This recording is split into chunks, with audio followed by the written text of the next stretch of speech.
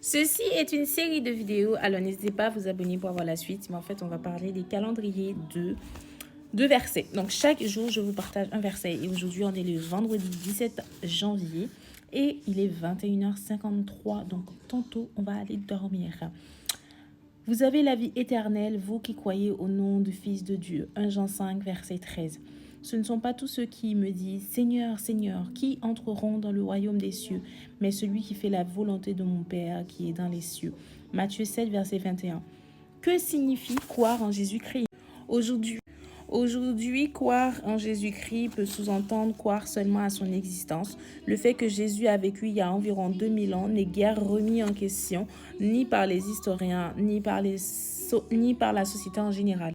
Mais être chrétien signifie beaucoup plus que cela. Les chrétiens au sens biblique ne sont pas nécessairement ceux qui disent pratiquants ou ceux qui sont baptisés. Ce sont uniquement ceux qui se sont laissés interpeller par le message de Jésus, l'ont cru, à tel point que leur cœur et leur conscience ont été profondément touchés.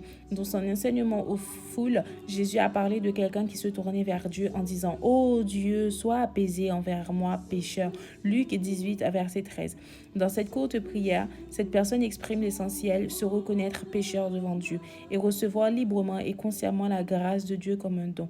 Jésus a reconnu sa foi et a dit à ceux qui l'écoutaient que cet homme est entré chez lui justifié en paix avec Dieu. C'est la base d'une nouvelle vie avec Jésus-Christ offerte à tous ceux qui croient. Croire en signifie donc avant tout faire confiance à Jésus-Christ, croire ce qu'il a dit et ce qu'il a fait. C'est la Bible qui révèle la personne de Jésus et son message. Elle nous parle de sa mort sur la croix de Golgotha. Le fait de croire ce que Jésus a accompli et pourquoi il l'a fait est un acte de foi qui est pleinement suffisant pour être sauvé, libéré. Les bonnes œuvres ne permettent pas d'obtenir ce salut, mais elles sont la conséquence d'une vie reçue de Dieu et vécue avec lui. Je sais que les vidéos sont un peu longues, mais en tout cas, j'espère que vous avez compris ce que je viens de lire. N'hésitez pas à me dire en commentaire et surtout, je vous souhaite un excellent week-end et prenez soin de vous et je vous envoie plein d'amour, plein d'argent et prenez soin de vous comme à l'accoutumée.